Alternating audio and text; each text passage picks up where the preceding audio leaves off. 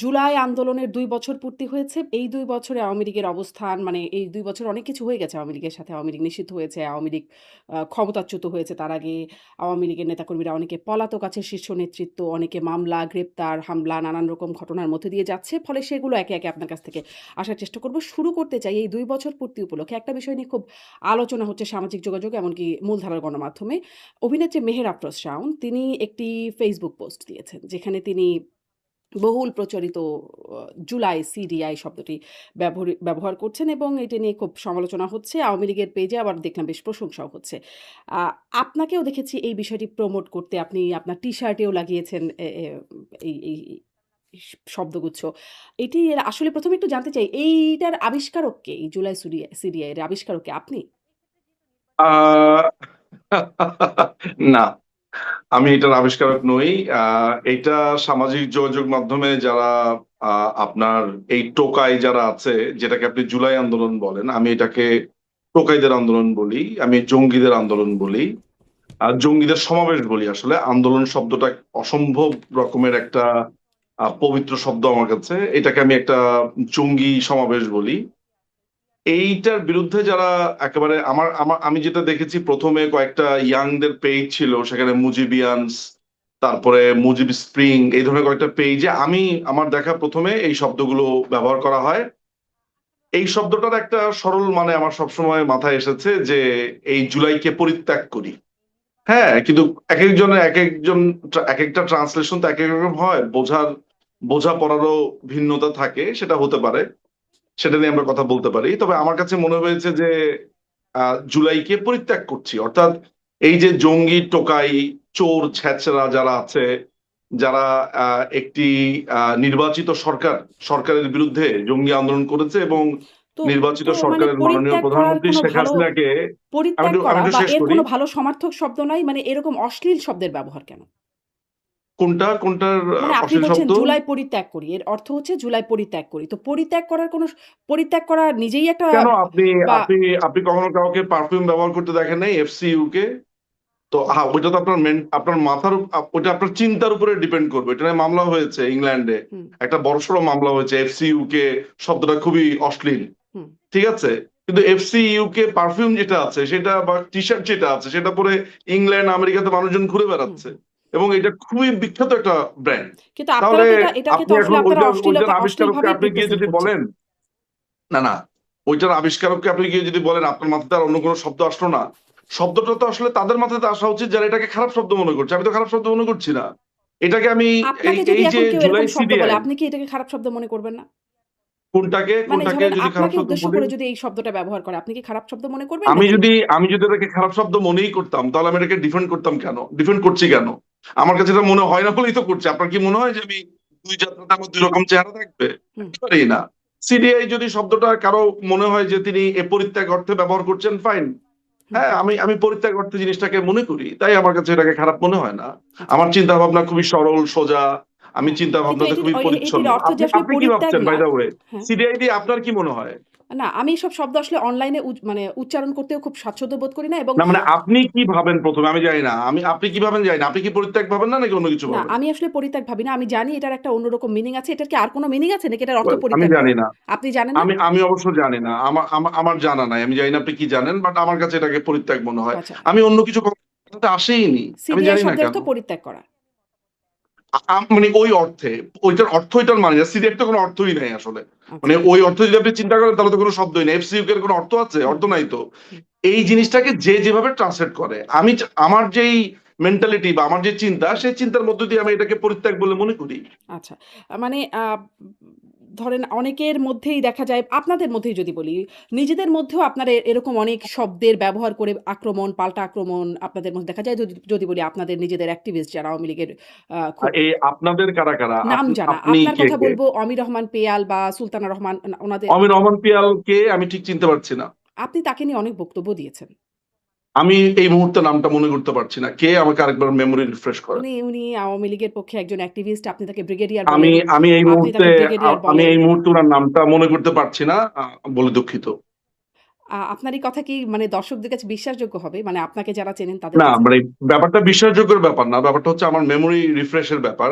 এই আচ্ছা, মুহূর্তে আপনি আমাকে যদি ধরেন আত অনেক কিছু আছে যেটা আমি মনে করতে পারি না, এই মুহূর্তে আমি নামটা মনে করতে পারছি। উনি কি করেন, উনি কিসের জন্য বিখ্যাত বা আচ্ছা, কুখ্যাত আপনি বুঝি আপনি না। ডাক্তার দেখাতে পারেন। মানে মেমোরির যদি মনে করেন মেমোরির জন্য। ওয়েল, আমি অনেকের আমি ডিমেনশিয়া আমি জাতীয় খুবই অসুখ থাকে। অ্যাপ্রিসিয়েট করি আপনার এই হ্যাঁ, হ্যাঁ। সাজেশন, বাট আই আই আচ্ছা, উইল। আমার মনে আচ্ছা। হয় না আপনি যে যেহেতু কোনো ব্যক্তির নাম মনে করতে না পারার জন্য আমাকে ডাক্তার কাছে যেতে হবে, কারণ অসংখ্য অপান্ত আ তুচ্ছ ব্যক্তিদের হ্যাঁ, নাম আমি হ্যাঁ, অনেকের নাম মনে রাখতে পারি না, হ্যাঁ। তার কিন্তু জন্য আপনি আমাকে আপনি ডাক্তার তাকে যদি নিয়ে দেখাতে ভিডিও হয় করেছেন, তাহলে লক্ষ বক্তব্য লক্ষ মানুষের দিয়েছেন। ডাক্তার কাছে যেতে হবে। মানে ধরেন আমি এই কারণে বললাম, আমিও একটু মানে ফান করেই বললাম একরকম। কারণ আপনি তাকে নিয়ে বক্তব্য দিয়েছেন, তার সমালোচনা হতে পারে। করেছেন। আমি এই পৃথিবীতে প্রচুর আলাপ করেছি ছোটবেলা থেকে এখন পর্যন্ত, হুম, সবার নাম আমার মনে নাই। আচ্ছা, আচ্ছা। স্পষ্ট আপনি একদমই নাম মনে করতে পারছেন না। তাহলে আর এই বিষয়ে খুব আলোচনায় না যাই। আ আওয়ামী লীগের নেতাকর্মীদের মধ্যেও একটা কোন্দলের কথা শুনতে পাই। অনেকে বলেন যে মানে যেমন ধরেন অফলাইনে অনানুষ্ঠানিক আলোচনায় মানে টক শোতে কথা বলবার আগেও অনেকে চিন্তা করেন যে এই কথা বললে আমার পেছনে লাগবেন অনেকে। এইরকম পেছনে লাগা শব্দটাই আমি শুনেছি আরকি। আ ফলে আমি খুব নাম রেফার করে বলছি না। কিন্তু আসলে কি এরকম ব্যাপার আছে কিনা? আপনি যেহেতু জানেন দলের ভেতরের অনেক খবর। বাংলাদেশ আওয়ামী লীগের ব্যাপারে একটা কথা আমি বলতে পারি, সেটা হচ্ছে যে ধরেন এই দলটি একটি মাল্টি ক্লাস পার্টি। এখানে বিলিয়নিয়ার মিলিয়নিয়ারও আছে, এখানে প্রান্তিক লেভেলের মানুষও আছে, দিন খাই আনে দিন হুম, দিন আনে দিন খাই মানুষও আছে।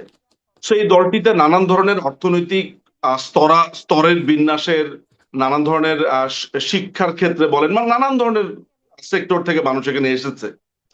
ফলে এই পার্টিটি যেভাবে অপারেট করে বা যেভাবে কাজ করে সেটাকে আপনি ধরেন এভাবে বলতে পারেন যে ধরেন জামাত ইসলামীর একটা সেন্ট্রাল থেকে নির্দেশ আসলো, সবাই মাথা নিচু করে আজকে সারাদিন বসে থাকবে, তারা মাথা নিচু করে বসে থাকবে। এটা ভালো না খারাপ এটা নিয়ে প্রশ্ন করার সুযোগ নাই, আমি যেটা অন্ততপক্ষে আমার অভিজ্ঞতাতে দেখেছি। বাংলাদেশ আওয়ামী লীগ এই দলটা মানুষ কেন করে, যেখানে কথা বলবার স্বাধীনতা রয়েছে। এমনকি মাননীয় প্রধানমন্ত্রী শেখ হাসিনা তিনি যখন একটা কথা বলেন বা একটা ইস্যু নিয়ে আলোচনা করেন, সেখানেও কিন্তু পাল্টা প্রশ্ন হয় যে আপা এটা কেন করব বা এটা করাটা কি ঠিক হবে। অর্থাৎ এই যে বাক স্বাধীনতা, এই যে প্রশ্ন করবার যে স্পেস, সেটা বাংলাদেশ আওয়ামী লীগে আছে। ফলে আপনি যদি প্রশ্ন করবার স্পেসকে কোন্দল বলেন, আমার কাছে মনে হয় সেটা খুব বেশি বেশি হয়ে যাচ্ছে আর কি। মানে আমার কাছে মনে হয় যে চিন্তার ভিন্নতা কোন্দল হতে পারে না। আচ্ছা। আপনি তাহলে কোন্দল আ কাকে বলি? আপনি তাহলে মনে করেন আওয়ামী লীগের নেতৃত্বের মধ্যে কোনো কোন্দল নাই। মানে বিভিন্ন পর্যায়ের নেতৃত্বে। Definitely not. আমি এটাকে এই একটা ব্যাপার আমি আপনাকে খুবই দায়িত্ব নিয়ে বলতে পারি, একেবারেই না। স্পষ্ট। আপনার বক্তব্য স্পষ্ট। কিন্তু যেই নেতৃত্বের আ মানে যেই নেতৃত্বে আওয়ামী লীগের এই ঐতিহ্যবাহী দলটার এই পরিণতি হলো, সেখানে কি কোনো কি পরিবর্তন পরিণতি হয়েছে? কি পরিণতি ক্ষমতাচ্যুত হয়েছে? হতে হয়েছে, পলাতক থাকতে হচ্ছে আওয়ামী ক্ষমতা লীগ। ক্ষমতাচ্যুত ক্ষমতাচ্যুত হতে হয়নি তো, এটা আপনি ভাবছেন। একটা জঙ্গি আক্রমণে যদি মানে মাননীয় প্রধানমন্ত্রীকে নিরাপদ স্থানে আনা হয়, এই স্ট্রাগল পিরিয়ডটাকে আপনি যদি এইভাবে বলতে চান ক্ষমতাচ্যুত, তাহলে আপনি বলতে পারেন। হুম। আমি বরঞ্চ বলবো যে বাংলাদেশ আওয়ামী লীগ এখন সংগ্রামরত রয়েছে, পবিত্র সংগ্রামে রত রয়েছে। তাহলেও মানে ক্ষমতাচ্যুত নাকি? ক্ষমতায় আছে এখনো? যেমন মুক্তিযুদ্ধ, এটা একটি পবিত্র সংগ্রাম ছিল। হুম। ফ্রেঞ্চ বিপ্লব একটা সংগ্রাম ছিল। এরকম অসংখ্য বিপ্লবের নাম মানে আমি আওয়ামী আপনাকে লীগ কি বলতে পারি। তাহলে ভিয়েতনাম ক্ষমতায় আছে ওয়ার একটা আপনার সংগ্রাম ছিল। আপনার চোখে? মানে আপনি আমরা সংগ্রামে রত রয়েছি। হ্যাঁ। আমরা এই জঙ্গিদেরকে হটিয়ে আবার এই দেশটাকে স্বাধীন করতে চাই, আমরা একটা সংগ্রামে রত রয়েছি। সংগ্রামে রত নিশ্চয়ই, সেটিতে কোনো সমস্যা নাই। কিন্তু আপনারা তো মানে আওয়ামী লীগ তো ক্ষমতাচ্যুত হয়েছে। আওয়ামী লীগ রাষ্ট্র ক্ষমতায় ছিল। ক্ষমতাচ্যুত কেন বলছেন? ক্ষমতা কোনটাকে ক্ষমতা বলে? জোর করে কোনো কিছু নিয়ে নেওয়াকে ক্ষমতা বলে? তার মানে আমরা ক্ষমতাচ্যুত যদি হয়েছি, অন্য কেউ ক্ষমতাতে আছে। তো যারা জোর করে ক্ষমতা নেয় ওইটা ক্ষমতা? ওইটাকে আপনার ক্ষমতা মনে হয়? নাকি তাহলে ওটাও বলেন। আপনি তাহলে এইভাবে বলেন আপনারা ক্ষমতাচ্যুত হয়েছেন, যারা জোর করে ক্ষমতা নিয়েছেন তার কথা বলেন তাহলে। তাহলে আমি জিনিসটা একটু ডিফারেন্টটা হোক। কিন্তু আপনি যেটা বলছেন তাদের মনে হয় যে আমাদের ক্ষমতা চলে গেছে। আমাদের আমাদের আমরা খুবই মানে ছেড়ে এখন দিয়েছি আসলে ব্যাপারটা। বাংলাদেশের শাসনভার জোর কাদের করে হাতে? একটা যদি জঙ্গি জিজ্ঞাসা আক্রমণ করি আপনার হয়েছে। কাছে, আপনার কাছে বাংলাদেশের বলেন। শাসনভার, বাংলাদেশের প্রধানমন্ত্রী, বাংলাদেশের রাষ্ট্র ক্ষমতায় কোন দলটি আছে? শাসন করছে কারা? এই মুহূর্তে জোর করে আছে, অবৈধভাবে আছে তারেক রহমান আছে, জাতীয়তাবাদী দল, বাংলাদেশ জাতীয়তাবাদী দল বা বিএনপি, তারা এই মুহূর্তে অবৈধভাবে ক্ষমতা দখল করে আছে। এবং আরেকটা অবৈধ ক্ষমতা দখলদারি ছিল হচ্ছে ইউনূস, তার থেকে সেটা পেয়েছে একটা অবৈধ নির্বাচনের মাধ্যমে। হুম। কিন্তু ধরেন আপনি বলছেন সেটি। কিন্তু দেশীয় আন্তর্জাতিক স্বীকৃতি তাদের আছে। ধরেন যেই দেশটিতে আপনার নেত্রী আশ্রিত আছেন, সেই দেশটিও তাদেরকে শুভেচ্ছা জানাচ্ছেন, অভিনন্দন জানাচ্ছেন, স্বীকৃতি। দেশি বিদেশে আন্তর্জাতিকভাবে স্বীকৃতি আছে। দেশের এটা মানুষ ভোট এটা দিয়েছে। এটা এটা এটা ডিপ্লোম্যাটিক আপা, এটা ডিপ্লোম্যাটিক রুল। এখানে যখন আপনার বঙ্গবন্ধুকে হত্যা করা হয় তখনও আপনার ভারতের শরণ সিং এসে দেখা করেছেন, তারপর অন্যান্য দেশ স্বীকৃতি দিয়েছে, এগুলোতে কিছুই প্রমাণিত হয় না। তাহলে আপনার কিসে বাংলাদেশে প্রমাণিত যখন হয়? মানে এরশাদ কিসে ছিল, প্রমাণিত ডিক্টেটর হয়? ছিল, এরশাদের ক্ষমতা তো অবৈধ ঘোষণা করা হয়েছে, আপনি জানেন। তাকে জাতিসংঘে ভাষণ দিতে দেওয়া হয়েছে না? তারপর আপনার যখন জিয়াউর রহমান বন্দুকের নলে ক্ষমতা দখল করেছে, সে জাতিসংঘে ভাষণ দিয়েছে না? তো বা ধরেন পৃথিবীর এরকম আপনারা ৩ বার অসংখ্য অবৈধ অসংখ্য নির্বাচনের মাধ্যমে ডিক্টেটর, ক্ষমতা আপনার দখল ইদি করেছেন। আমিন, ইদি আমিন আপনার ভাষণ দেয় নাই? দিয়েছে তো। অনেক দেশ স্বীকৃতি দিয়েছে। ইংল্যান্ড স্বীকৃতি দেয়নি? দিয়েছে তো। হুম, তো এরকম অসংখ্য ডিক্টেটর, গাদ্দাফি হুম। বছরের পর বছর শাসন করেছে। যে গণতন্ত্রের কথা বলে, এই মধ্যপ্রাচ্যে তো কোনো গণতন্ত্রই নাই, সেখানে আমেরিকা সাপোর্ট দিচ্ছে না। তো যারা মানুষ মারছে, যে ইসরায়েল, যারা লক্ষ মানে লক্ষ এই সাধারণ মানুষকে সমালোচনাগুলো মারছে, খুব যৌক্তিকভাবে এদেরকে তো আপনি স্বীকৃতি করতেই পারেন। দিচ্ছে। এই সরি, সমালোচনা বুঝতে মানে পারছি নাকি? বলছিলাম যে খুব যৌক্তিকভাবেই আপনি এই সমালোচনাগুলো করতে পারেন। কিন্তু তবুও তো হ্যাঁ, তারা সমালোচনা না, শাসন শাসনে আমি হয়। আমি বাংলাদেশের প্রেসিডেন্ট আছে, আমি আপনাকে একটু স্মরণ করে দিতে চাই। 1975 সালের পরের মোশতাক, সায়েম এবং জিয়াউর রহমানের ক্ষমতাকে অবৈধ অবৈধ বলে এটাকে বাতিল ঘোষণা করা হচ্ছে পঞ্চম সংশোধনীর রায়ে। হুম, আপনি সেটা জানবেন। সপ্তম সংশোধনীর যে রায়, ওইটাকে কিন্তু বাতিলের রায়ে পরিষ্কারভাবে এরশাদের ক্ষমতা দখলকে অবৈধ করা হয়েছে। এবং আপনি ওই পঞ্চম সংশোধনীর তোফাজ্জল হোসেনের রায়টা পড়ে দেখবেন যে মার্শাল ল বলে কোনো ল নাই, আর কোনো অবৈধ ক্ষমতা দখল যেটাকে বলা হয়, হুম, এইটা কোনোভাবে করা যাবে না। এবং আমাদের সংবিধানের সাতের খতে পরিষ্কার ভাবে লেখা আছে এগুলো শাস্তি কি আছে। সুতরাং 5ই আগস্ট দুপুরবেলার পর থেকে যা হয়েছে 2024-এর, সবকিছু অবৈধ। বাংলাদেশে এর আগেও এটার প্রেসিডেন্ট আছে, যেমন 75 সালে 15ই আগস্টের পরে সমস্ত কিছুকে অবৈধ ঘোষণা করা হয়েছে। হ্যাঁ, এটা ঠিক যে সেই সময় বিচারপতিরা পলিসি রিজনে, যেমন কারো যদি এখন বিয়ে হয় 2024-এর পরে, ওই বিয়ে তার ভবিষ্যতে বাতিল করা যাবে না। কিন্তু এইটাকে বলে হচ্ছে যে আম, আহ, সি- মানে এক ধরনের টোকেন, এক ধরনের সিম্বল, যে এই শাসনভারটাকে অবৈধ ঘোষণা করা, যেটা বাংলাদেশের আদালতে এটার প্রমাণ রয়েছে পঞ্চম সংশোধনী। আপনি ভালো করে পড়ে দেখবেন। হুম, আপনি নিজেও তো আইনের ছাত্রী, হুম, আপনি হুম। হয়তো বা জেনে তার থাকবেন মানে নিশ্চিত। 15ই আগস্টের পর এবং যত একইভাবে যে সরকার আসছে এই যে সব ইউনূস অবৈধ। এসেছে, ইউনুস যে এসেছে, ইন্টারিম গভর্নমেন্ট বলে কোনো গভর্নমেন্ট বাংলাদেশের সংবিধানে আছে? এই কথা তো আপনার সাথে আমি অনেকবার অনেক বলেছি। আলোচনা আপনি হয়েছে। আবার আমাকে হুম, ওই জায়গাতে যদি আনেন, তাহলে আপনাকে আমি জানতে চাবো যে ইন্টারিম গভর্নমেন্ট বলতে কিছু নাই, হুম। যেটার কোনো অস্তিত্ব নাই। তারা নির্বাচন করেছে, সেই নির্বাচন কোনো নির্বাচন? মানে এটা একটা এক্সট্রা কনস্টিটিউশনাল সিচুয়েশন। তারেক রহমানের ব্রিটিশ পাসপোর্ট আছে। বাংলাদেশে শুনেছেন কোনোদিন যে দুই পাসপোর্টে দ্বৈত নাগরিকত্ব ইলেকশন করা যায় 2 ঘন্টা থেকে 3 ঘন্টার মধ্যে, কারণ এনআইডি হয়ে যায়? আপনি করতে পারবেন এনআইডি? জি, আপনি না আমি একবার ট্রাই পারব না। করেন না। তাহলে আমি তারেক পারব না। রহমানের কিন্তু হয় আপনাদের কিভাবে? সময়ে তারেক ঐরকম রহমানের তো এরকম ব্রিটিশ পাসপোর্ট ঘটনা কি আছে। নিঝু মজুমদার এগুলো হুম, তারেক রহমানের ব্রিটিশ পাসপোর্ট আছে, সে কিভাবে বাংলাদেশের প্রধানমন্ত্রী হলো? ওই যে ২-৩ ঘন্টার মধ্যে আমাদের হয়ে কাছে যায়। প্রমাণ আছে। ওই যে ২-৩ উনি ঘন্টার উনি মধ্যে ব্লু হয়ে অ্যান্ড যায়। হোয়াইট উনি ব্লু অ্যান্ড হোয়াইট কনসালটেন্সি একটা ফার্ম খুলেছেন ইংল্যান্ডে। হুম, সেখানে তিনি তার পরিচয় দিয়েছেন ব্রিটিশ নাগরিক। আমরা জানি তিনি অ্যাসাইলাম পেয়েছিলেন, অ্যাসাইলাম পাওয়ার পরে উনি ব্রিটিশ নাগরিক হয়েছিলেন, এটা আমরা জানি। এটা তো মানে উনি তো অন্যায় কিছু করেন নাই, হুম, তিনি হুম, ওই দেশের আইন অনুযায়ী করেছেন। কিন্তু এটা লুকালেন কেন? এখন তিনি এটা লুকাচ্ছেন কেন? কারণ লুকাচ্ছেন হচ্ছে কারণ দ্বৈত নাগরিকত্ব থাকলে তিনি প্রধানমন্ত্রী হতে পারবেন না। হুম। সিম্পল। হ্যাঁ, মানে ও তাহলে এগুলাকে আপনি কোন আইন বলবেন, এগুলাকে আপনি ক্ষমতা বলবেন? সেখানে আপনি আমাদেরকে বলতেন ক্ষমতাচ্যুত। ব্যাপারটা এমন যে খুবই একটা আনন্দিত একটা ঘটনা, একেবারেই ব্যাপারটা তা না। বরঞ্চ এটা দুঃখের একটা ব্যাপার যে কিন্তু একটি ধরেন নির্বাচিত ৩ সরকারকে বার কিছু অবৈধ জঙ্গি নির্বাচন আক্রমণ করে করেছে। মানে ভোটারবিহীন নির্বাচন করে ৩ বার মানুষের কোনটা ভোটাধিকার ভোটারবিহীন মানে নির্বাচন ছিল? ধরেন ১৪, কোনটা ১৮, ভোটারবিহীন ২৪, নির্বাচন ছিল? ১৪, ১৮, ২৪ সেই কবে নির্বাচনগুলো। কবে সরি আমি বুঝিনি কবে। ১৪, ১৮, ২৪। 2014 ইলেকশনে বিএনপি, তারপর অন্যান্য দল আসেনি। বাংলাদেশ আওয়ামী লীগ সাংবিধানিক ভাবে তাদেরকে ইলেকশন করতে হয়েছে। হুম, ঠিক আছে। 2018 ইলেকশনে ইলেকশন হয়েছে, যেটাকে আপনারা নানান ভাবে সমালোচনা করেন, দ্যাটস ফাইন। বাট আমার আন্ডারস্ট্যান্ডিং, এর আগে আমি আলোচনা করেছি, এটিকে আমি খুবই ভালো একটা ইলেকশন মনে করেছি। এবং আমি নিজে সেই ইলেকশনে নানান ধরনের কেন্দ্রে গেছি, আমার কাছে ঠিক মনে হয়েছে। হুম, 2024 এলেকশনে এরপরে আপনার যখন এরা বর্জন করেছে, আপনার বিএনপি আর অন্যান্য জাতীয় পার্টি তো না, বিএনপি এবং অন্যান্য যে দলগুলো আছে, যে জঙ্গি দলগুলো আছে, তারা এটা বর্জন করেছে। তাহলে 2026 ইলেকশন কি ইলেকশন ছিল, হুম, যদি আপনার কাছে ওই ইলেকশন গুলো খারাপ মনে হয়? হুম। বাংলাদেশে ২০২৬ এর ইলেকশনই সবচাইতে বড় এরকমভাবে খুব দলটি, দারুণ নির্বাচন আপনি আপনি আপনি যেভাবে আমাকে বলছেন। এটা বলেন, 1996 সালে ইলেকশন যে বিএনপি করেছে, সেটা কিসের ইলেকশন ছিল? আর 2026 ইলেকশন কি ছিল? 1986 ইলেকশন কি ছিল? 1988 ইলেকশন কি ছিল?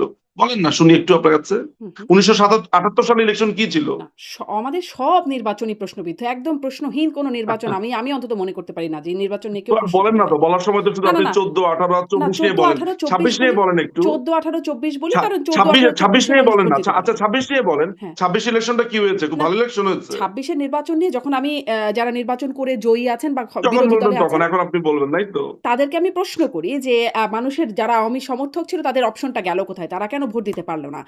এই প্রশ্নটা আমি তাদেরকেও করি ব্যারিস্টার নিজু শুধু মজুমদার। আওয়ামী লীগ সমর্থক কেন? বাংলাদেশ আওয়ামী লীগ যে ইলেকশনটা করতে পারলো না, সেটা নিয়ে আপনি সমালোচনা করছেন না তো?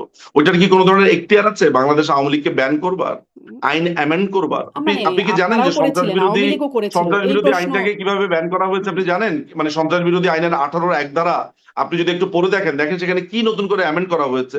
সরকার যদি মনে করে, মানে ও জাস্ট মনে করলেই হবে, হুম। আর মানে কিছু লাগবে না। মানে আওয়ামী এবং লীগও কাউকে যদি জামাতে অ্যাকিউজ ইসলামকে করা হয়, নিষিদ্ধ করেছে। এই সন্ত্রাস বিরোধী আইনেই নিষিদ্ধ করেছে। আওয়ামী লীগ জামাতে ইসলামকে নিষিদ্ধ করেছে অগাস্ট মাসে। সেটা কিসের আলোকে করেছে? সন্ত্রাস বিরোধী নির্বাহী আইনে। এখন তো আমাদের কাছে দিনের আলোর মতো পরিষ্কার। শিবির নিজেই বলছে যে এই পুরো মেইহেমটা তারা তৈরি করেছে। হুম, এখন তো মনে হয় না এটা নিয়ে আপনার কোনো অত্যুক্তি থাকার কথা, যে এত বড় মেইহেম যারা তৈরি করে, এত বড় ঘটনা যারা ঘটায়, সবচেয়ে বড় ভাবে তাদের নিবন্ধন তো বাতিল হচ্ছে হাইকোর্টে। হুম, কোর্টে আপনি সেই রায়টা পড়ে দেখেন, তা ব্যারিস্টার তানিয়ামি সেই লয়ার ছিলেন। হুম। আপনি দেখেন সেখানে, ওটা তো তাদের নিবন্ধন আপনাকে ওই বাতিল রায়টা তো হয়েছিল। পড়তে হবে। বাংলাদেশ আওয়ামী লীগ কোন নির্বাহী আদেশে এত বছর ধরে তাদের উপরে প্রেশার ছিল। আপনার গণজাগরণ মঞ্চ থেকে শুরু করে সবাই বলেছে আপনারা কেন এটা নিষিদ্ধ করেন না। আওয়ামী লীগ বারবারই বলেছে আমরা একটা রাজনৈতিক পার্টি, আমরা আসলে ব্যাপারটাকে রাজনৈতিক ভাবে এইভাবে না, এটা যদি আদালতে হয় ভালো কথা। তো ইন্টারন্যাশনাল ক্রাইমস ট্রাইব্যুনাল অ্যাক্টে তো লেখাই ছিল যে যারা যুদ্ধাপরাধী, যারা হচ্ছে যে 71 মানুষ গণহত্যা করেছে, তো যারা 71 মানুষ গণহত্যা করেছে তাদেরকে ব্যান করলে আপনার খারাপ লাগে, বা আপনার মনে হয় যে এটা কোনো খারাপ কাজ হচ্ছে? তো এখন তো সেইম যুক্তি দেয়া হচ্ছে। যারা ২৪ এ গণহত্যা করেছে তাদেরকে ব্যান করলে খারাপ লাগবে? চব্বিশে কোথায় গণহত্যা হয়েছে? হ্যাঁ, এটা মানে শুনি আপনার কাছে। আন আ মানে আমার ভাষ্য না, আমি বলছি কতজন মারা গেছে? জাতিসংঘ হ্যাঁ, বলছে ১৪০০ জন, জাতিসংঘ বলছে ১৪০০ জন। জাতিসংঘ হ্যাঁ, বলেছে 14 জন। জাতিসংঘ যে 1400 জন গণহত্যা বলেছে, শব্দটা আমরা নিয়ে সেটা অনেক রিভার্টাল মানে করেছি। গণহত্যা শব্দটা নিয়ে আমরা আপত্তির সেটা জায়গা রিভার্টাল থাকতেই পারে। সরকারি যে গেজেট সেখানে বলা আছে 844 জন, হুম, তার মধ্যে 66 জন ফেরত এসেছে আবার। হুম, এর ৮০০ মধ্যে 100 জনের কথা, 100 জন মানে প্রথম আলোর যে রিপোর্টে, সেখানে বিভিন্ন মানুষ বিভিন্ন সময় ফেরত আসছে। হুম, 844 জন, আচ্ছা আমি ধরে নিচ্ছি আপনার কথা, 844 জন। এই 844 জনের কথা বলছে সরকারি গেজেটে, 1400 জন বলছে জাতিসংঘ। কোনটা সত্যি কথা? হুম, তারপরে এরা আবার বলতে চাইছে 2000 জন, কেউ বলছে লক্ষ লক্ষ মানুষ। এর মধ্যে আওয়ামী লীগের নেতাকর্মী কয়জন, পুলিশ কয়জন? এই 844-এর মধ্যে পুলিশ কয়জন আছে? হুম। এগুলো আমরা বিবেচনা করে দেখেছি। আওয়ামী লীগের নেতাকর্মী কজন আছে, কারা মেরেছে? আমরা কি সেটা এখন পর্যন্ত কোনো রায় হয়েছে যে কারা মেরেছে, কিভাবে মেরেছে? আমরা তো প্রতিদিন, দেখেন শারমিন আপা, যদি আমরা ধরেন কথা বলতাম 5ই অগাস্টের পরে, আমি আপনার এই কথাটাকে একটা বলতাম যে এমন একটা ঘটনা ঘটেছে হঠাৎ করে, কিন্তু এই 2 বছর পরে আমরা কত ভিডিও দেখেছি। তারা বলছে যে আগুনে পোড়াইছি আমরা, ওই যে দাঁড়িয়াল একটা লোক বারবার খুব গর্ব করে বলছে। আরেকজন বলছে কাকরাইলের কি যেন বলছে যে আমি কিং সনি, আমি পুড়িয়েছি। তারপরে ড্যামনার একজন বলছে আমার হুকুম ছাড়া এখানে একটা একটা বাসও পড়ে নাই বিএনপি। হুম, তো তারা নিজেরা প্রকাশ্যে এসে বলেছে তারা বাস পুড়িয়েছে, প্রকাশ্যে এসে বলেছে তারা আগুন দিয়েছে, পুলিশ হত্যা করেছে। আজকে একটা ভিডিও সেভ করলাম যেখানে বলছে যে পুলিশ হত্যা তারা করেছে। এবং আজকে শিবিরের দুইটা দেখলাম, যে সাদিক কায়েমের একটা বক্তব্য দেখলাম যে এই পুরো আন্দোলনটা শিবির করেছে। এই পুরো ঘটনাটা, আন্দোলন তো বলবো না, এই মেইহেম, এই সহিংসতাটা, এটা শিবির করেছে। এই সহিংসতা তারা করেছে। শেখ হাসিনাকে হত্যার উদ্দেশ্য ছিল, এটা মঞ্জু জি, বলেছে। জি। কিন্তু বাউফল ধরেন থেকে যে কিন্তু ধরেন ব্যারিস্টার নিজু তথাকথিত মজুমদার নির্বাচিত পুরনো হয়েছে, প্রশ্ন। শিবিরের যে ক্যাডার মঞ্জু, সে বলেছে তাদের উদ্দেশ্য ছিল মাননীয় প্রধানমন্ত্রী শেখ হাসিনাকে হত্যা করার। তো ইন্টেনশন যদি থাকে একজন প্রধানমন্ত্রীকে হত্যা করার, সেটাকে কি আপনার কোনোভাবে আর আন্দোলন, কোনোভাবে সংগ্রাম এগুলো মনে হতে পারে আপা? হুম। আপনি আমাকে না বলেন। মানে আপনি আন্দোলন বলছেন না। কিন্তু ধরেন না, আপনি কি বলেন, না, না আপনি কি বলেন আপনি যে আমাকে এটা যারা বলেন। বলছে যে না এইটা আমার হত্যার আমার উদ্দেশ্য ছিল অবস্থানটা পরিষ্কার প্রধানমন্ত্রী, করার আমি আপনাকে প্রশ্নটা হুম, করি আপা, তারপর আপনি বলেন যে তারা বলছে যে প্রধানমন্ত্রীকে হত্যা করাই তাদের উদ্দেশ্য ছিল। হুম, এটাকে আন্দোলন বলবেন আপনি, হুম, হুম। নাকি না আপনি বলবেন যে কিছু নিরীহ ছাত্রছাত্রীদেরকে না নিশ্চয়ই, ভুল নিশ্চয়ই। বুঝিয়ে রাস্তাতে নিয়ে আসা হয়েছে? হত্যা করা কোনো মহৎ উদ্দেশ্য হতে পারে না। কিন্তু ধরেন এই কথাটা যদি তাহলে আপনাকে এটাকে প্রশ্ন করি, আন্দোলন বলা যায়? আপনাকে আমি যখন এই আন্দোলন প্রশ্নটা বলা করি যায়? যে এরকম আপনি যেটাকে মেহ্যাম বলছেন, নানান রকম আখ্যায়িত করছেন যে আমি নানান বলছি, রকম আপনি হামলা। কি বলছেন? এটা কি মেহের মনে হয় আমি না আপনার এটাকে কাছে নাকি? আন্দোলন বলছি যে এটা একটা আন্দোলন হয়েছে। আন্দোলন বলেন কেন? আন্দোলন বলেন যেখানে বলা হয়েছে যে প্রধানমন্ত্রীকে মারাটাই তাদের উদ্দেশ্য হুম। ছিল, তো যেখানে বলছে তারা তারা স্নাইপার এনেছে। লস্করে হুম, তৈয়বার যে মোজাম্মেল হাশমি, সে বলেছে যে এই আন্দোলনে তারা ছিল।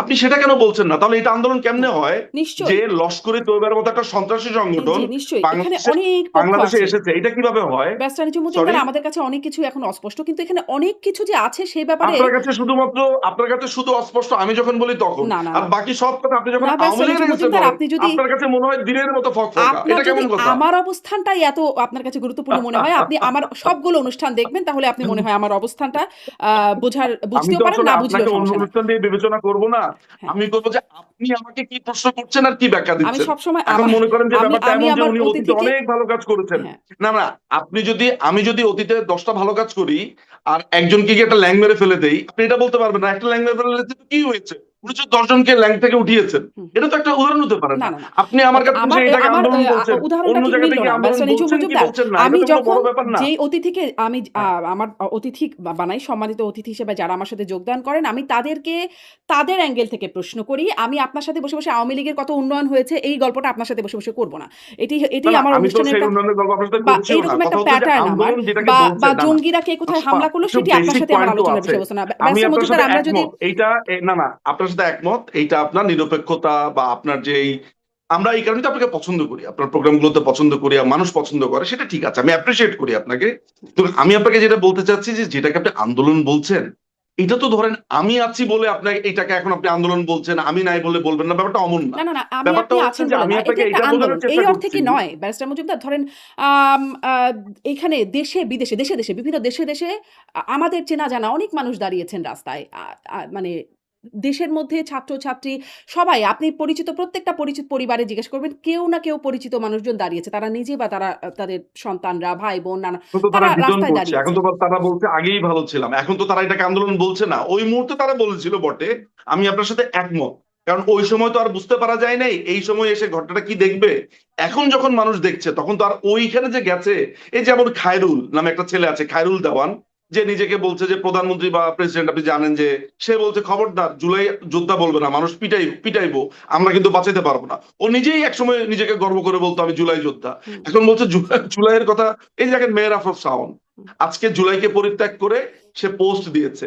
শুধু জুলাই পরিত্যাগ এইটা লেখার কারণেই তাকে আজকে কত হামলা মামলা, তার তার ফেসবুক রিপোর্ট করা, কত কিছু হচ্ছে। সুতরাং আমি যে কথাটা বলতে চাই সেটা হচ্ছে যে দেখেন, এটাকে আপনি আন্দোলন বলেন, আমি বলি একটা জঙ্গি আক্রমণ, টোকাইদের আক্রমণ, এটাকে আমি একটা জঙ্গি সমাবেশ বলি। জি। কারণ কেন বলি কথাটা আমি আপনাকে বলি। যেখানে লস্করে তৈয়বা বলছে যেখানে তারা পুরো ইনভলভ ছিল, আমি বলি নাই। লস্করে তৈয়বা বিরাট বড় পাঠন করে মোজাম্মেল হাসমি, আপনি নিশ্চয়ই এটা দেখেছেন। দেখেছি। আমি quite sure আপনি দেখেছেন। তাহলে এটাকে আপনি আন্দোলন এখন কিভাবে বলেন? তখন আপনি জানতেন না। হুম। পারফেক্টলি ফাইন যে আপনি 5ই অগাস্টের পরপর তো এটা জানতে পারেন নাই। পরে যখন জানলেন তখন তো আপনার নিজেরই এটা চিন্তা করা উচিত, হায় হায় কাকে আমি আন্দোলন বললাম এতদিন ধরে, না, কাকে আমি বললাম যে না, এটা তাদের কারো প্রধানমন্ত্রীর সম্পৃক্ততা কণ্ঠ। নাই সেটি তো না। হ্যাঁ, কিন্তু সাধারণ আপামর মানুষের সম্পৃক্ততার কথা আমি বলছি। যখন সাধারণ আপামর মানুষের সম্পৃক্ত থাকে তাদের মধ্যে তখন তারা জঙ্গি ভুল আছে, করে গেছে। সন্ত্রাসী আছে, তারা নিশ্চয়ই তাদেরও আছে সম্পৃক্ততা। কিন্তু তাই বলে এটা তাদেরই সাধারণ আন্দোলন আমি সেটি একটা কি কথা করে বলি, হতে পারে? সাধারণ মানুষ কি মনে করেছে, আমরা তো অ্যাপ্রিসিয়েট করি। সাধারণ মানুষ মনে করেছে যে একটা অন্যায় হচ্ছে, তাই তারা অনেকেই রাস্তায় এসেছে। আমি তো এটা তো আমি অস্বীকার করছি না। হুম। আমি স্বীকার করছি অনেক জায়গাতে এটা হয়েছে।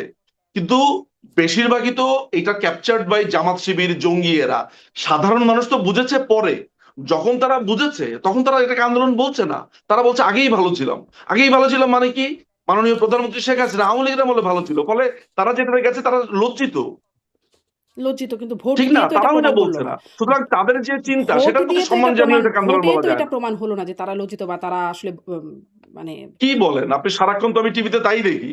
আমি তো মোটামুটি ফেসবুকে, আপনি যদি বলেন বাংলাদেশের যারা এই যে এই টিভি চ্যানেলগুলো আছে ওগুলোর কথা বাদ দেন, হুম, তারা তো আপনি আপনি যে সাংবাদিক ছিলেন আছেনও, আপনি আপনি জানেন যে হাউ ইট ওয়ার্কস। আপনি জানেন যে নাজরিন মুন্নি আমাকে ফোন করে বলেছেন যে সালাউদ্দিনের ভয়ে সে যেতে পারে না, আমি যাতে সালাউদ্দিনকে নিয়ে একটা ব্লগ বানাই। তা আমি নাজরিন মুন্নিকে বললাম যে কি হয়েছে বলেন তো। বলে যে তার ভয়ে আমি টিভিতে যেতে পারি না, ডিবিসি না কোথায় যেন তিনি চাকরি করতেন 71 ছেড়ে। কি ঘটনা? তিনি আমাকে বললেন যে সালাউদ্দিন তাকে ফোন করে তাকে থ্রেট দেয়, এবং ওই টিভিতে তাকে থ্রেট দেয়। এখন সালাউদ্দিন কেন, এই যে কোন বিএনপি এখন সালাউদ্দিন? স্বরাষ্ট্রমন্ত্রী, ও আচ্ছা। বিএনপি স্বরাষ্ট্রমন্ত্রী সালাউদ্দিন আহমেদ, নাজরিন মুন্নি আমাকে নিজে ফোন করে বলেছেন, ভাই আমাদেরকে আপনারা কবে আসবেন একটু বলেন, একটু বাঁচান আমাদেরকে। তা আমি বললাম যে কেন, আপনি তো তখন লাল আন্দোলনে যোগ দিয়েছেন, তার পক্ষে বলেছেন। বলে ভাই এগুলো বলে আর লজ্জা দিয়েন না, এই সালাউদ্দিনের ভয় তো চাকরি করতে পারবো না ভাই। এই নাজরিন মুন্নি আমাকে এটা ফোন করে বলেছেন, আমি একদম হুম। প্রকাশ্যে বলেছি, তাহলে কি মানে লাইভে বলছি। এটা তাহলে কি হ্যাঁ, বিষয়টা এরকম যে ফুটন্ত তাওয়া থেকে জ্বলন্ত উনুনে একদল মানুষ পড়েছেন? মানে না, আমি ফল বলবো হয়েছেন। যে শীতল সুন্দর আবহাওয়া থেকে মানুষ আগুনে পড়েছে। শীতল সুন্দর আপনি ফুটন্ত আবহাওয়াতে আগুন সবাই কেন বলছেন? সবাই আওয়ামী লীগ নেমে তো গেল। ছিল শীতল চমৎকার সুন্দর আর্দ্র আবহাওয়া। হ্যাঁ। আচ্ছা, শীতল চমৎকার সুন্দর আবহাওয়া থেকে মানুষ একদম মানে তখন কেন তারা লাল হয়ে গেল? তখন কেন তারা রাস্তায় নামলো এত শীতল সুন্দর আবহাওয়া থাকলে? সেই প্রশ্নটা আপনি অবশ্যই ভুল বুঝেছে। আপনি আপনি আপনার জীবনে অনেক সময় ভুল বুঝেছেন না? অনেক অনেক কাজ করে ফেলেছেন, পরে আপনার মনে হচ্ছে না এটা কি করলাম? ওরকমই একটা ঘটনা ঘটেছে। সেই ক্ষেত্রে আপনার যে ভুল বোঝা, সেই ভুল বোঝাকে আমি দোষ দিতে পারি না। কারণ আপনি আপনি ডিরেইলড হয়েছেন বাই জামাত শিবির। হুম। মানে আমি আপনাকে দিয়ে মানে আপনি যদি জনগণ হন আরকি, আচ্ছা। সেই অর্থে কিন্তু বলছি আমি একটু কথাটা। আপনার কাছে এই যে প্রশ্নটা করতে চাই। ধরেন জামাত, শিবির বা এই আন্দোলনে বিএনপিও ছিল, তারাও দাবি করে মানে তারা আসলে কি করতে পারত? আপনি আ মানে তাদের নির্বাচিত হবার কোনো সুযোগ সম্ভাবনা কিছুই রাখা হয়েছিল না। মানে অবশ্যই ছিল, একের পর এক ১৪ তে হলো অবশ্যই না, ছিল, ১৮ তে তারা বিশ্বাস করে অবশ্যই এসেছিল। ছিল। ১৮ তে বিশ্বাস করে এসেছিল। কিন্তু ১৮ র পরিণতি দেখা গেছে। ২৪ এও হলো না। এরপরে কখনো হবে বলে সেই আভাসও দেখা ইলেকশনে যায়নি। কি হয়েছে কেন বলছেন আমি জানি না। এটা নিলে তো আবার আরেকটা প্রোগ্রাম করতে হবে। তবে আপনি যেটা বলছেন সেটাকে আমি কমপ্লিটলি ডিনাই করি। আমি মনে করি যে আমাদের সামনে যেখানে ২০২৬ এর মাগরিবের ইলেকশন আছে, সেইটা দেখার পরে আপনার মনে হয় না ১৮ নিয়ে প্রশ্ন করা উচিত, আপনার ১৪ নিয়ে প্রশ্ন করা উচিত। তখন যুদ্ধাপরাধীদের বিচার হচ্ছিল। ওই যুদ্ধাপরাধীরা বলছে তারা ইলেকশনে আসবে না। তাদের কি ইলেকশনে আনার জন্য পায়ে ধরতে হবে? আপনি আপনি হয়তো বা জানেন না যে ব্রিটিশ হাই কমিশন অনেক চেষ্টা করেছিল। তারেক রহমান ইলেকশনে আসতে চেয়েছিল। তারেক রহমান কথা বলতে চেয়েছিল। আপনি জানেন না, অনেক ঘটনাই আমি আপনাকে বলি। আমরা তো এই সারফেস, আপনিও জানেন হয়তো, অনেক সময় বলেন বলেন না, কিন্তু আমি আপনাকে বলছি, ইলেকশনে জামাত ইসলামী আসতে চেয়েছিল, বিএনপি আসতে চেয়েছিল, ২০২৪ ইলেকশন আসতে চেয়েছিল। হুম। আমাদের কাছে সেগুলো যথেষ্ট প্রুফ আছে, এগুলো সামনে আসবে। আমরা তো শ্বেতপত্র তো প্রকাশ করব, তারপর কি কারা কারা হলো? কি কেন বলেছে আসলো না না? বলেছে। এখন বিএনপি, আমরা সমস্ত জামাত কিছু সবাই প্রকাশ আসতে করবো চেয়েছিল এগুলা। কিন্তু কেন আসলো না? আমরা তো তাদেরকে দাওয়াত করে আনবো না, তারা নানান ধরনের শর্ত দিচ্ছে। আমরা আমাদের পরিষ্কার ভাবে বলা ছিল যে ইলেকশনে আসবেন নির্বাচন কমিশনের নিয়ম মেনে। আমরা ভাই এখানে আপনাদেরকে শর্ত মানার না না মানার কেউ না। কারণ মাননীয় প্রধানমন্ত্রী খালেদা জিয়ার সাথে ইতিমধ্যে আপনি জানেন ৪৫ মিনিটের একটা দীর্ঘ আলাপ হয়েছিল ২০১৪ ইলেকশনের সময়। তিনি তাকে বলেছেন যে চলেন আমরা সবাই মিলে সব দল থেকে আমরা প্রতিনিধি নিয়োগ করে আমরা ইলেকশনটা করি। খালেদা জিয়া তখন বলেছিলেন অসহযোগ আন্দোলন চলছে, এটা চলবে, তিনি হরতাল বন্ধ করবেন না। তখন মাননীয় প্রধানমন্ত্রীকে কি পরিমাণ মানে অপমান করা হয়েছিল। বলেছিলেন বলে ১৪ তে মানুষ ভোট দিতে পারবে না, ২৪ এ মানুষ ১৮ তে দিতে না পারবে না, না, সেটার ২৪ এ জন্য দিতে না, পারবে না। ২০১৪ ইলেকশনের আগে সরকারের পক্ষ থেকে ইনিশিয়েটিভ তো নেওয়া হয়েছিল। এমন তো না যে ইনিশিয়েটিভটা নেওয়া হয়নি। তখন সেই সময় তৎকালীন সাবেক প্রধানমন্ত্রী খালেদা জিয়া, তিনি তখন এই ব্যাপারটাতে রাজি ছিলেন না। তিনি বলেছেন যে হরতাল চলবে, আমি নেগোসিয়েশন ওই হরতাল রাখা অবস্থায় করব। প্লাস আপনারা তো সেই হুম, কনভারসেশনটা শুনেছি। শুনেছেন কি হয়েছে না হয়েছে।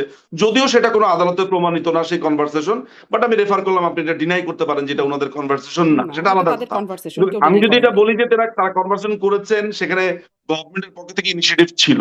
২০১৮ ইলেকশনের সময় যে ইলেকশনটা হয়েছে, সেই ইলেকশনের সময় বিকাল ৪টা পর্যন্ত মির্জা ফখরুল ইসলাম আলমগীর নিজে বলেছেন যে চমৎকার ইলেকশন হচ্ছে, সুষ্ঠু ইলেকশন হচ্ছে। উনি ৪টার পর থেকে বলা শুরু করলেন যে ৪ না, টা মানি পর্যন্ত না, না মানি না। সম্ভবত, তার আগ পর্যন্ত। ১২ টা বা তার আগ পর্যন্ত হুম। কখন, আমি আমি কটা ঠিক মনে পর্যন্ত? করতে পারছি না। তবে ৪ টা পর্যন্ত না। আ মানে আপনি ফার্স্ট যেটা হাফে। মনে করতে পারেন না, কিন্তু আপনি সেটা ডিনাই করে হ্যাঁ। বসে আছেন। আমি তো আপনাকে তার সময়টা বলছি যে আচ্ছা, চারটা আচ্ছা। যদি চারটা আপনি বছর তিনি আপনি যদি বলেছেন দায়িত্ব নিয়ে সেটা। বলেন তাহলে ঠিক আছে। মানে আমার আমি আমার দায়িত্ব যতটুকু নিয়েই মনে বলছি। পড়ে তিনি যে তিনি বলেছেন যে হুম, ইলেকশন সুন্দর হচ্ছে, চমৎকার হচ্ছে। হুম। তো তারা ইলেকশন চমৎকার সুন্দর হওয়ার পরে, এবং এই ইলেকশনটা যদি খারাপই হয়, এটা যদি ধরেন আমরা অবৈধ যেটাকে বলা হচ্ছে যে ইলেকশন হয় নাই, তাহলে বিএনপি শপথ নিল কেন?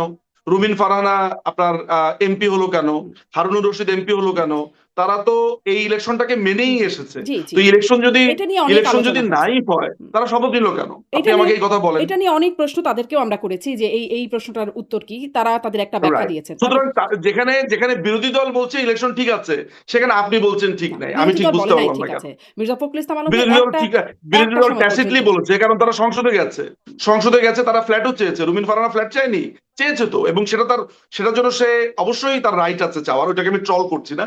আমি এটা প্রমাণ করছি বা বলছি যে বিএনপি যদি এই ইলেকশনকে বর্জন করতো, তাহলে তারা বলতো যে ইলেকশন মানে না, ইলেকশন হয়নি। হুম। তারা ইলেকশনটাকে মেনে নিয়েছে বলেই তো সংসদে মানে গেছে। আপনারা একদিকে সরকারে একদিকে ছিলেন, আমি আওয়ামী লীগ একদিকে সরকারে আমি ছিল। আপনার সাথে কোলাকুলি করব, আবার অন্যদিকে আমি আপনাকে বলবো যে না, আপনি আপনি খারাপ কাজ করছেন। দুটো তো একসাথে যায় না। আওয়ামী লীগ এটা তো সরকারে কন্ট্রাডিকশন। ছিল, আমার আওয়ামী আমার লীগ প্রশ্ন সমস্যা হচ্ছে। নির্বাচনকালীন সরকারে ছিল, আওয়ামী লীগ আইন মানে প্রশাসন তাদের হাতে ছিল, আওয়ামী লীগ আইন প্রণয়নের দায়িত্বে ছিল, সবকিছু আওয়ামী লীগ দায়িত্বে ছিল। আমরা করেছি কিন্তু হয় নাই। এতটুকু কি স্পষ্ট জনগণের ভোটাধিকার থেকে বঞ্চিত করার জন্য? মানে এটা একটা যৌক্তিক ব্যাখ্যা। আর না, আপনি দেখেন এগুলোর তো অনুবাদ নানান ধরনের আছে, নানান ধরনের ট্রান্সলেশন আছে। আমি এটা খুবই অ্যাপ্রিসিয়েট করি যে 18 ইলেকশন নিয়ে আমরা তর্কাতর্কি করতে পারবো। এমনকি যে ধরেন যেসব জায়গাতে প্রবলেম হয়েছে বলে আমরা দেখেছি, শুনেছি, হুম, সেসব নিয়ে দিনের পর দিন, রাতের পর রাত আমরা কথা বলতে পারবো। কিন্তু এইটাকে একেবারে আপনি খারিজ করে দিচ্ছেন, 18 ইলেকশন কোনো ইলেকশনই না, হুম। 14 ইলেকশনে কেউ আসেনি বলে ইলেকশনই না, এইটাকে আমি মানতে নারাজ। আমার কিন্তু বোঝাপড়াতে মনে হয় একটু আমাদের এদিক সেদিক হচ্ছে। আমিও আমিও কিন্তু আপনার সাথে তর্ক করতে রাজি। আপনি যে অভিযোগগুলো তুলেছেন, যে অভিযোগগুলো এনেছেন, সেগুলো নিয়ে কথা বলা তো উচিত। আমার কথাই ঠিক, আপনার কথাই ঠিক না, এটা না। এইভাবে কথাও বলতে চাই না। আমি আপনার কথাটাকে খুবই অনবোর্ডে নিলাম, শুনলাম। কিন্তু আমি আমার পাল্টা কথা বলেছি যে আমার কাছে মনে হয়েছে ওই সময় আমি দেশে ছিলাম। জি। আপনার আমার কাছে কাছে তো মনে হয়েছে বলে বাংলাদেশের স্পষ্ট। আওয়ামী লীগের নেতাকর্মীরা অনেকে বলেছেন, আবার ধরেন প্রেস ক্লাব অফ ইন্ডিয়ার সাবেক সভাপতি গৌতম লাহিড়ী তিনিও বলেছেন যে একটা কথোপকথনে তিনিও জানতে পেরেছেন এটি যে মানে খোদ সাবেক প্রধানমন্ত্রীর কাছ থেকে যে তিনি নিজেও এরকম ইলেকশন চান নাই। যেরকম ইলেকশন 18 তে হয়েছে শেষ পর্যন্ত। দেখুন, আমি ইতিহাস এভিডেন্স নিয়ে কোনো কথাবার্তা বলবো না। গৌতম লাহিড়ী প্রধানমন্ত্রীর সাথে কথা বলেছেন, প্রধানমন্ত্রী আপনার সাথে গৌতম লাহিড়ী আপনার সাথে কথা বলেছেন, আমার সাথে প্রধানমন্ত্রী কথা বলেছেন এই গত 2 বছরে অসংখ্যবার। তো আমি আমি কথা বলেছি উনার সাথে। কই, আমাকে তো এরকম কোনো কথা বলে নাই, শুধু গৌতম লাহিড়ীকে একাই বললো? হুম, মানে নির্বাচন প্রসঙ্গে কথা আমারও তো বললেই 18 নিশ্চয়ই। ইলেকশন নিয়ে কথা হয়েছে। হুম, মাননীয় প্রধানমন্ত্রী শেখ হাসিনার সাথে তো 18 ইলেকশন নিয়ে আমারও কথা হয়েছে। কই, আমাকে তো এরকম কোনো কথা বলেন নাই। হুম। আচ্ছা, একটু মানে নির্বাচনের প্রসঙ্গ থেকে একটু এটাতে যাই যে তাহলে আপনারা মানে মানে আওয়ামী লীগ মনে করছে যে যেই নেতৃত্বের অধীনে এরকম ক্ষমতাচ্যুত বা এইরকম সংগ্রামের আপনার ভাষায় অবস্থায় গিয়ে পড়তে হলো আওয়ামী লীগকে, সেই নেতৃত্বে কোনো রকম পরিবর্তন না এনে বা সেই নেতৃত্ব বহাল থেকেই আপনারা এই সংগ্রাম সফল করতে পারবেন? আর দেখেন, একটা কথা আমি আপনাকে বলি, আপনি হয়তোবা জানবেন, এটা যেহেতু সাংগঠনিক বিষয় এবং আমি যেহেতু বাংলাদেশ আওয়ামী লীগের আমার কোনো সদস্য পদ নেই, আমি একজন অনুরাগী সমর্থক মাত্র, বাট আমি ইনভলভড এই রাজনীতির সাথে খুবই ওতপ্রোতভাবে, নানান ভাবে। সেই জায়গা থেকে একটা কথা বলতে পারি যে মাননীয় প্রধানমন্ত্রী কিন্তু নির্দেশ দিয়েছেন যে আওয়ামী লীগ অঙ্গ সংগঠন যারা আছে তাদের কমিটিগুলো দিয়ে দেওয়ার জন্য। যখনই কমিটিগুলোর কথা আসছে তখন কিন্তু নেতৃত্বের পরিবর্তনের ব্যাপারটা আসছে। আপনি দেখেন যে ছাত্রলীগের বিভিন্ন জায়গাতে নেতৃত্বের পরিবর্তন হচ্ছে, যুবলীগের বিভিন্ন জায়গাতে হচ্ছে, স্বেচ্ছাসেবক লীগের হুম, বিভিন্ন জায়গাতে হচ্ছে। এখন আপনি যদি আওয়ামী লীগের প্রেসিডিয়াম, তারপর হচ্ছে আওয়ামী লীগের মূল যারা কেন্দ্রীয় নেতাদের কথা বলেন, সেই সব ব্যাপারে সিদ্ধান্ত বা না সিদ্ধান্তের ব্যাপারটা এই মুহূর্তে আমি কেন এটাকে একটা বড় ডিল মনে করছি না, বা আপনার এই কথাকে কেন আমি মনে করি যে মানে আপনার কাছে খুব ইম্পর্টেন্ট ডেফিনেটলি, বাট আমি কেন এটাকে ধরেন খুবই সিগনিফিকেন্টলি ভাবি না। আপনি জানেন না যে আমাদের কিসের উপর দিয়ে আমাদেরকে যেতে হচ্ছে। আমরা যখন দেখি যে আমাদের একটা ছেলে জয় বাংলা বলেছে, তাকে জবাই করে ফেলা হয়েছে। আমরা যখন দেখি যে বাবার সাথে দেখা করতে গিয়ে পরের দিন সকালবেলা তার লাশ পাওয়া যায়, আপনারা জানেন না যে এখানকার এক একটা নেতা কর্মী কি স্ট্রাগলের মধ্য দিয়ে যাচ্ছে। সেই জায়গাতে এসে এই নেতৃত্ব, অনেতৃত্ব, তখন মাননীয় প্রধানমন্ত্রীকে সবাইকে এক সূত্রে গাঁথার জন্য তিনি যেটা করছেন হুম, সেটা হচ্ছে যে এই সময় যখন আপনি নেতৃত্বের চেঞ্জ এগুলো আনবেন, দলে এক ধরনের ঝাঁকুনি তৈরি হবে। বরঞ্চ এই মুহূর্তে সবাই, এটাকে আমরা বলি হচ্ছে হোল্ড দ্য লাইন। হুম, আমরা সবাই একসাথে আগে থেকে আগে সার্ভাইভ করাটা জরুরি। এরপরে কে নেতৃত্বে আসবে, চেঞ্জ, সাফল, রিসাফল, এগুলো দলের মাননীয় প্রধানমন্ত্রী শেখ হাসিনা তো একা সিদ্ধান্ত নেন না। হুম। এখানে প্রেসিডিয়াম, একটা কাউন্সিল আছে, সদস্যরা আছে, দলের একটা কাঠামো আছে, আমাদেরকে আচ্ছা। কাউন্সিল তার মানে করার মতো অবস্থায় আমরা আছি। এই মুহূর্তে এই যে এটি দলের প্রায়োরিটি পরিবর্তন না। আসবে আপা, হুম, এই যে দলের পরিবর্তন আসবে, দলের পরিবর্তন কিভাবে হয়? কাউন্সিলের মাধ্যমে হয়। হুম, হুম, আমাদের এখন যেরকম অবস্থা, যেভাবে আমাদেরকে খুন করা হচ্ছে, জেলে রাখা হচ্ছে, আমরা কাউন্সিলটা করব কিভাবে? আপনি তাহলে বলতে চাচ্ছেন যে পৃথিবীর বিভিন্ন জায়গা থেকে ভার্চুয়ালি আমরা কাউন্সিল করব? না। এবার আমাদের ভার্চুয়ালি যদি দল এখন চালাচ্ছে। কাউন্সিল করার আমরা সুযোগ পাই, মানে আমরা যদি কাউন্সিল করার সুযোগ পাই, নিশ্চিতভাবে মাননীয় প্রধানমন্ত্রী নিশ্চয়ই কোনো না কোনো ভাবে এমন কোনো সিদ্ধান্ত নেবে যেটা সেটা আপনি জি, দেখেননি। একদম সো আমাদের স্পষ্ট। ব্যারিস্টার আপনাকে নজরুল একটা জিনিস মজুমদার বুঝতে স্পষ্ট। হবে। হ্যাঁ, মানে হ্যাঁ, এই মুহূর্তে যেহেতু ভার্চুয়ালি দল চালাচ্ছেন ফলে এই প্রশ্নটা করছিলাম। তবে বুঝলাম যে এটি এই মুহূর্তে আসলে প্রায়োরিটির মধ্যে নাই আপনাদের বা আওয়ামী ভার্চুয়ালি লীগের। আমরা দল চালাচ্ছি এই কথাটাও ঠিক না। রাজপথে আমাদের ছেলেপেলেরা মিছিল করছে, চেষ্টা করছে। আমাদের নেতারা ঘোষণা দিয়ে মিছিল করেছে গাজীপুরে। এই যে নাসির মোড়ল ছেলেটা, ও ঘোষণা দিয়ে গাজীপুরে মিছিল করেছে।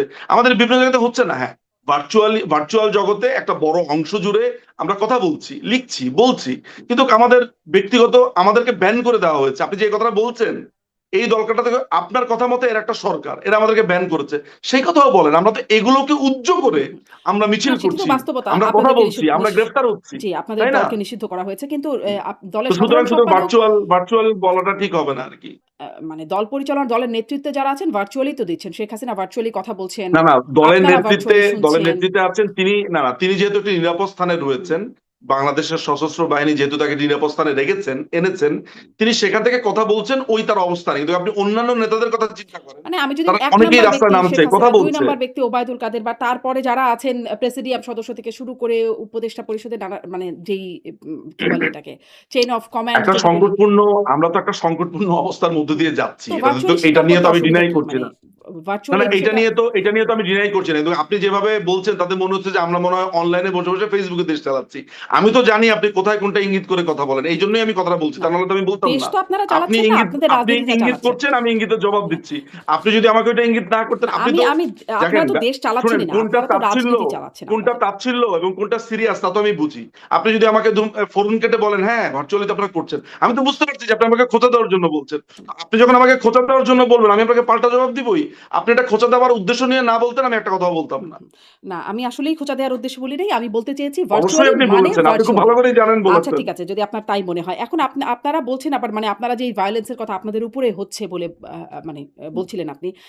আমরা ওবায়দুল কাদের সাধারণ সম্পাদক আওয়ামী লীগের তাঁকে বলতে শুনছি যে রক্তের বদলে রক্ত, ভায়োলেন্স এর জবাবে ভায়োলেন্স চাই, চোখের বদলে চোখ চাই। আ মানে এখন কি আওয়ামী লীগও একরকম আ সন্ত্রাসী সংগঠনে পরিণত হচ্ছে? কখন কখন বলেছে, কোথায় বলেছে শোনাতে পারবেন? সম্ভবত পারব। সম্ভবত পারব। দাঁড়ান আমি আপনাকে দেখি শুনি তো একটু। এর আগেও আপনাকে এরকম কারণ একটা ওবায়দুল কাদেরকে এত বেশি সিরিয়াসলি মিসকোট করা হয় বিভিন্ন জায়গাতে। হ্যাঁ, হ্যাঁ, হ্যাঁ। কারণ আন্দোলনের সময় বলা হয়েছে, তিনি বলেছেন ছাত্রলীগই যথেষ্ট, এই লাইনটাই হুম, তিনি বলেন নাই। হুম, হুম। আপনি ওইটা একটু বাজিয়ে শোনাতে পারেন। সুতরাং আমি একটু উনার কাছে শুনতে চাই যে উনি উনি এক্স্যাক্টলি কোথায় কি বলেছেন। সো ওইটা শোনার পরে, পুরো বক্তব্যটা শোনার পরে আমি মন্তব্য করতে আমি পারবো। মনে হয় আ পেয়ে গেছি একটু। আমি শোনানোর চেষ্টা করছি। শেষ হয়ে যাচ্ছে আমাদের অসংখ্য। আমরা রক্তের বদলে রক্ত চাই, ভায়োলেন্সের জবাব ভায়োলেন্স চাই, প্রয়োজনে আমরা চোখের বদলে চক্ষু চাই। সাধারণ মানুষের মুখে মুখে আজকে শেখ হাসিনা না উচ্চারিত হচ্ছে। দিন যতই যাচ্ছে এই উচ্চারণ এই যে আরো একটু একটু আমাকে আপনাকে একটু পজ আমি দেই। আমরা ভায়োলেন্সের বদলে ভায়োলেন্স চাই, চোখের বদলে চোখ চাই, তার আগে তিনি কি বলেছেন? মানে বক্তব্যটার শুরুটা কি ছিল একটু বোঝা দরকার। কারণ ব্যাপারটা যদি এমন হয় যে হুম, লোকজন বলছে আমরা ভায়োলেন্সের আমরা বদলে সব ভায়োলেন্স চাই, চোখের বদলে চোখ চাই, আমরা এই শপথ ধরনের কোনো কথা নিয়েছি বলেছেন কিনা? না, না। রক্তের হ্যাঁ, এই যে দেখেন আমরা শপথ নিয়েছি রক্তের বদলে রক্ত চাই। হ্যাঁ, আমরা শপথ নিয়েছি রক্তের বদলে রক্ত চাই। মানে এটা আওয়ামী লীগের শপথ। ভার্চুয়াল আলোচনায় তিনি এটি বলছেন। ওবায়দুল কাদের যদি এই কথাটা বলে থাকেন, এটা আমি আজকে আপনার কাছে শুনলাম প্রথম, আমি আসলে জানি না। তবে আপনি যদি এই বক্তব্যের আমি হলে এই বক্তব্যটা আসলে একটু ডিফারেন্ট ভাবে দিতাম। উনি উনার মতো করে বলেছেন। কিন্তু আমি আপনাকে একটা কথা বলতে পারি যে আপনার যদি চোখ তুলে নেয়, হুম। আপনার যদি কেউ রক্তচাক করে, আপনাকে যদি কেউ খুন করতে আসে, আপনি তাকে কি করতেন আসলে? মানে আপনি হলে কি করতেন? হুম। মানে এমন ভয়ংকর পরিস্থিতিতে আপনি তখনই একটা দলকে সন্ত্রাসী সংগঠন বলতে পারেন, যিনি বলতেন আমাদেরকে কেউ কিছু না বললো আমি চোখ চাই, কেউ কিছু না বললো আমি রক্ত চাই।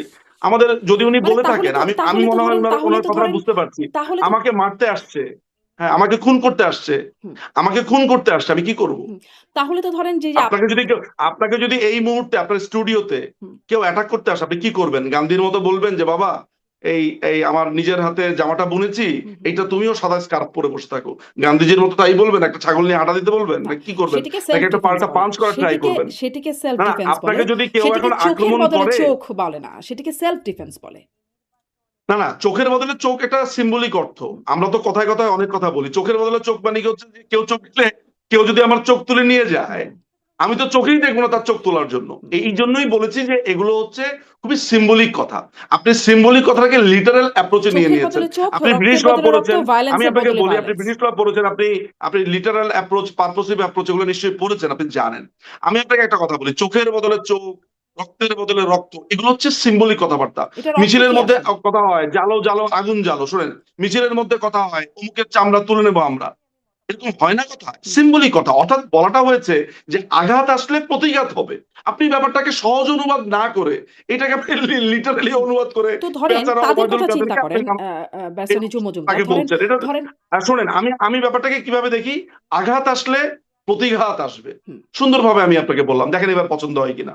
মানে এভাবে বললে হয়তো কথাটা এরকম শোনাতো না। চোখের বদলে চোখ, রক্তের বদলে রক্ত, ভায়োলেন্সের বদলে এটা তো এটা একটা আপা মিনিং আছে আপনি ব্যারিস্টার এত নজরুল মজুমদার। লিটারেলি নেন, মাঝে মধ্যে আমি মজাই পাই। এটার একটা শোনেন, মিনিং চোখের আছে। বদলে চোখ, চোখের বদলে চোখ, হ্যাঁ। আঘাতের বদলে আঘাত, এগুলো হচ্ছে ঘাত প্রতিঘাত, মানে আঘাতের বদলে প্রতিঘাত। হুম। এখন উনি এই কথাটা বলেছেন, এটা একটা ফ্রেজ, এটা ইডিয়মস এর মতো ধরে আচ্ছা। রাখেন। তো ধরেন বাংলাদেশে তা প্রচলিত আছে। তাহলে হ্যাঁ, তাহলে তাহলে জালো ধরেন জালো আগুন ব্যারিস্টার জালো, মজুমদার যা যা ফুলের আমি ফুলের একদম মতো স্পষ্ট। পবিত্র, অমুক ভাইয়ের চরিত্র ফুলের মতো এগুলো আছে আমাদের আচ্ছা, আমাদের একদম আমাদের স্পষ্ট আপনি রাজনীতিতে। বলছেন এটা মেটাফর।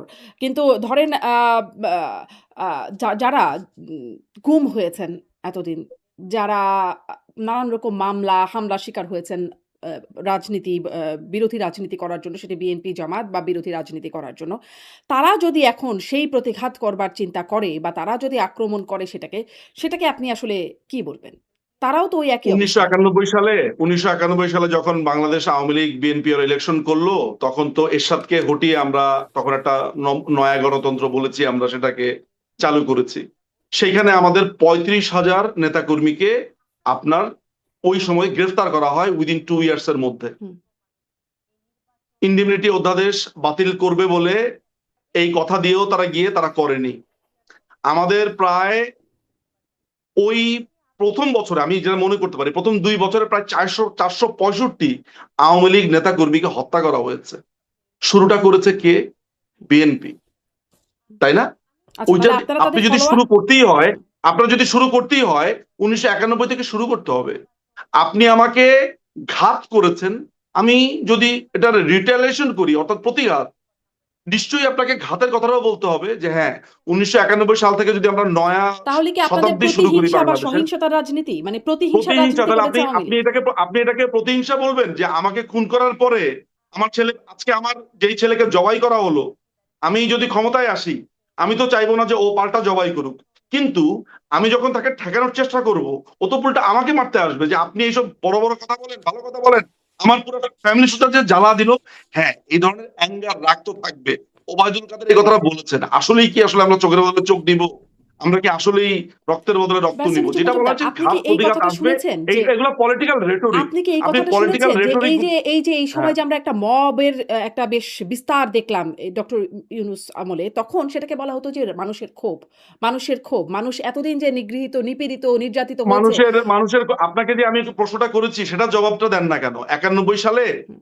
যখন নতুন করে আমাদের একটা এই গণতান্ত্রিক প্রজন্মের প্রক্রিয়া অনেকে শুরু হলো, 91 সালে ছিল না। জাতির জনক বঙ্গবন্ধুকে হত্যার পরে যেই হুম। বাংলাদেশে অব্যবস্থাপনা শুরু হয়েছিল, 91 পর যদি ধরেন নতুন করে শুরু হয়, সেই সময়টাতে আমাদের প্রায় 35,000 নেতাকর্মীকে গ্রেফতার করা হলো। 465 প্রথম বছরই 465 নেতাকর্মীকে খুন করে ফেলা তো হলো, ফলে হাজার হাজার এই যে বাড়িঘর জ্বালিয়ে দেওয়া হলো। ফলে ধরেন সেটা কেন করা হলো? ফলে ধরেন সেটা সেটা সেটা মাইকেল চাকমা, ব্রিগেডিয়ার আজমি বা ব্যারিস্টার আরমান বা মাইকেল চাকমার কথা বলছেন আপনি? মাইকেল চাকমা তো এখন ডক্টর ইউনূস আর আপনার তারেক রহমানের এই এই যে সরকার, তারাই তাকে জেলে রেখেছে।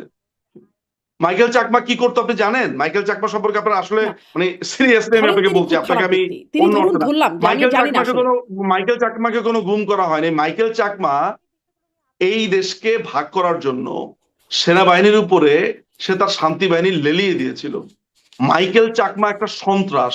সে জুমল্যান্ড করবে, বাংলাদেশের কোনা দিয়ে সে জুমল্যান্ড করবে আমেরিকার টাকা দিয়ে।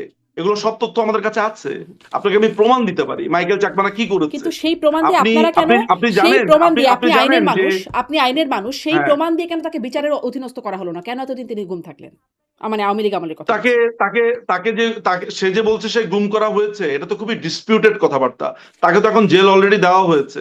সে শোনেন, আমি আপনাকে বলি, হাসিনুর রহমান যে আছে, তিনি নিজেকে বলছেন তিনি গুম হয়েছেন, বলেন না? হুম, আপনি শুনেন না হুম। তিনি গুম হয়েছেন বলেন?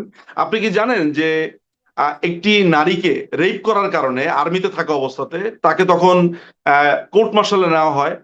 এই কোর্ট মার্শালে নেওয়ার পরে তাকে যখন ওইখানে আটক রাখা হয় গার্ড সেলে, এইটাকে সে বেরোয় বলেছে যে আমাকে গুম করা হয়েছে। আপনি হাসিনুর রহমান যে একজন দণ্ডপ্রাপ্ত আসামি, আপনি জানেন? আপনি ব্যারিস্টার সারোয়ার ভাইকে কখনো জিজ্ঞেস করবেন আপনার সাথে প্রোগ্রাম করলে, উনি ওনার লয়ার ছিল প্রথম দিকে হাসিনুরের। হাসিনুর তো একটা আপাতমস্তক সন্ত্রাসী ছিল। আপনি জানেন যে পয়েন্ট ব্ল্যাঙ্কে গুলি করতো এই পার্বত্য চট্টগ্রামে।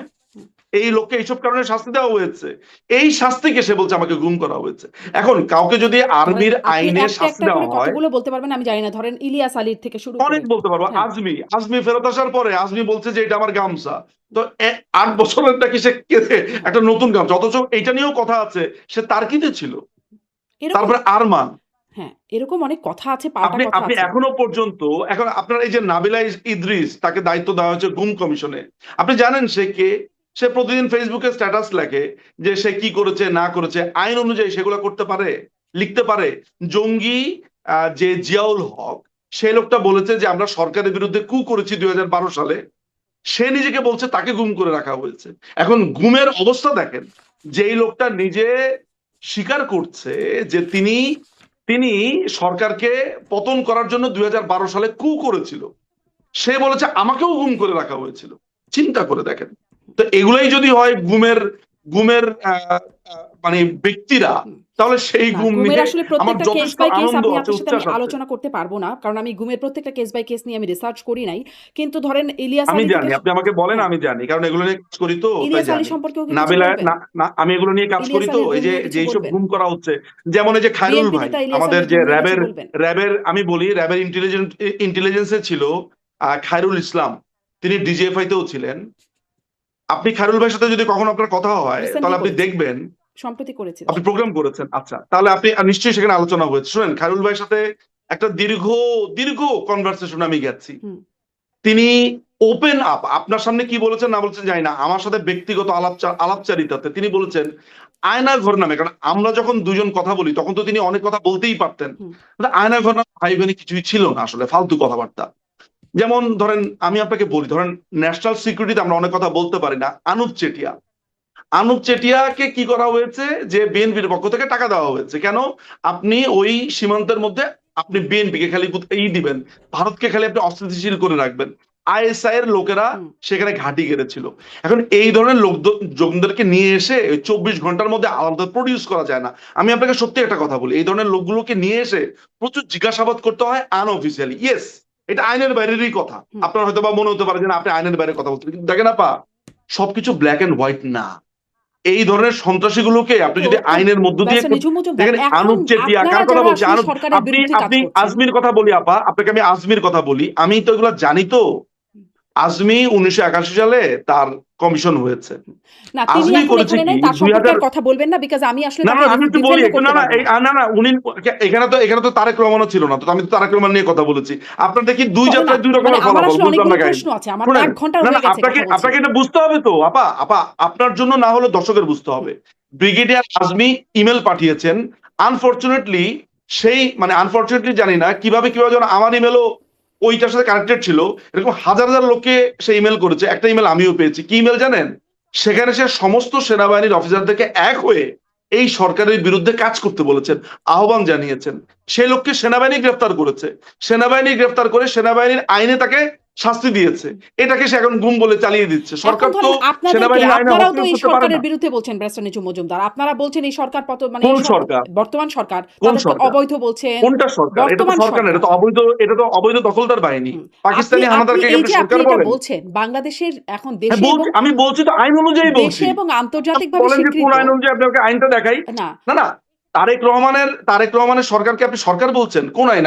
আপনি আমাকে যদি বোঝাতে পারেন, হ্যাঁ। আমি হাত জোর করে আপনার কাছে বলবো যে আমি সরি। না, না, না, বলেন, আপনার হাত জোর তারেক করে রহমান বলতে একটা হবে না। সরকার, আন্তর্জাতিক আপনি স্বীকৃতি আছে প্রমাণ এই করেন, সরকারের। আপনি আইনের আলোকে প্রমাণ করেন, আপনি আইনের আলোকে প্রমাণ, আইনের আপনি তো আলোকে আইন প্রমাণ ছাত্রী। করার কোনো দরকার নাই। আন্তর্জাতিক স্বীকৃতি কেন আছে, তার পারবেন না? রাষ্ট্র ক্ষমতায় তিনি বসে আছেন, এখন কার আপনার কাছে স্বীকৃতি এটা আবার আছে? প্রমাণ করার কার দরকার স্বীকৃতি নাই। আছে? তাহলে এই যে ঠাডা মালেকের নাম শুনেছেন? মানে ওই যে ডাক্তার মালেক, যে মুক্তিযুদ্ধের সময় যারা সরকার পরিচালনা করেছিল, মানে এই পাকিস্তানিরা যাদেরকে বসিয়েছিল, ডাক্তার মালেক, তাদেরকে তো স্বীকৃতি দিয়েছিল বিভিন্ন, আমেরিকা স্বীকৃতি দিয়েছিল, চায়না স্বীকৃতি দিয়েছিল।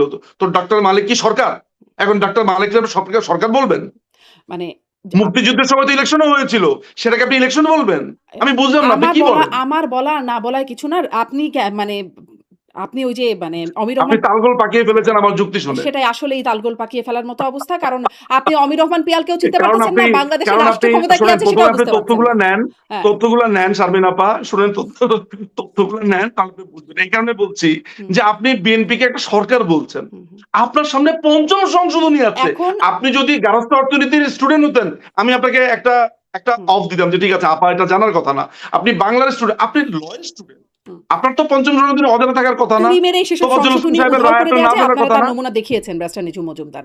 মানে কোনটা কোনটা নমুনা দেখিয়েছি, সংবিধানের কোনটা? সংশোধনী অনেক কত আগের সংশোধনী বাতিল করে এটা তো কত বিএনপির আমলে হুম। বিএনপির আমলে অবৈধ ঘোষণা করা হয়েছে, আপনি মনে হয় এটাও জানেন না? না। বিএনপি তো তড়িঘড়ি করে এটাই এটা আমার স্টপ করা হয়েছে। কথা যে আসলে এভাবে সংশোধনীগুলোকে সংশোধন করা যায় যেমন সংবিধান, না সংশোধনীকেও বাতিল করা যায়।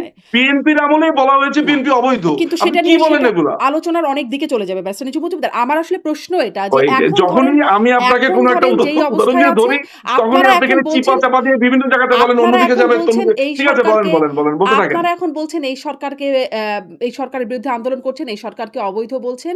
ফলে আমরা এই আপনাদেরকে সরকারের বিরুদ্ধে আন্দোলন, আমরা এই সরকার সংগ্রাম করছি হ্যাঁ, আমরা। সংগ্রাম করছেন। তো সেই সংগ্রামের কারণে হুম। যেটা আসলে ওই যে আপনি যারা গুম হয়েছেন তাদের কথা বলছেন যে তারা ওই সরকারের বিরুদ্ধে কু করতে চাচ্ছিল। তো আপনারা যা করতে চাচ্ছেন এর জন্য আপনাদেরকে কি এখন সেই না গুম করে রাখা যাদের উচিত? কথা আপনি বা আমাকে জয়েন্ট বললেন, ইন্টারোগেশন যাদের সেলে কথা নিয়ে আপনি জিজ্ঞাসাবাদ বললেন, করা উচিত? তারা তো শুনেন, আপনি যাদের কথা বললেন, যেমন আপনি আজমির কথা বললেন, আজমি ইমেল করে বলছে সেনাবাহিনীকে সরকার পতনের জন্য। তার কি করা উচিত ছিল? আর্মি তাকে ধরেছে, আর্মিকে জিজ্ঞেস করেন, সেনাবাহিনীর ওয়াকারকে জিজ্ঞেস করেন, ওয়াকারুজ্জামানকে জিজ্ঞেস করেন না। আপনি সরকারকে, আওয়ামী লীগকে প্রশ্ন করছেন কেন? কারণ আর্মি আইনের মধ্যে তো সরকার হস্তক্ষেপ করে না। আপনি আজমিকে তো আর্মি আইনে ধরা হয়েছে। হাসিনুর রহমান তিনি বলেছেন আমি না, গুম না হয়েছি, আর্মি আইনে তিনি ধরা একটা হয়েছে মেয়েকে আর্মি তো রেপ সেটা করেছেন। বলছে না। আর্মি তো বলছে না। তিনি পার্বত্য চট্টগ্রামের একটা পাহাড়ি একটা মেয়েকে ক্ষুদ্র নিতাতিক ঘষে একটা মেয়েকে রেপ সেনাবাহিনী সেটি করেছেন। বলছে না। এটা আপনি তারপরে বলছেন। সে পয়েন্ট ব্ল্যাঙ্কে গুলি জি, করেছে, ব্যারিস্টার মজুমদার এটা সে আপনি পয়েন্ট বলছেন, ব্ল্যাঙ্কে গুলি সেনাবাহিনী এটা করেছে, সেই বলছে না। কারণে তার বিচার হয়েছে। সে সেনাবাহিনী রেপের আসামি। আইএসপিআর তারা ব্যাখ্যা দিচ্ছে কিন্তু এটা তারা বলছেন এটা আপনি বলছেন ব্যারিস্টার নিঝুম মজুমদার। কোনটা কে ব্যাখ্যা এই দিচ্ছে যে না, কে ব্যারিস্টার ব্যাখ্যা দিচ্ছে না? আ আইএসপিআর হাসিনুরকে নিয়ে কোনো কথাই না, বলে না নাই। আপনি আপনি ব্রিগেডিয়ার আজমির হাসিনুরের, কথা বলছেন তো? শোনেন, হাসিনুরের ব্যাপারে আমি আপনাকে বলি আপা, আমি তো ওপেন টিভিতে এইভাবে হুম। আন্দা বলতে পারি না।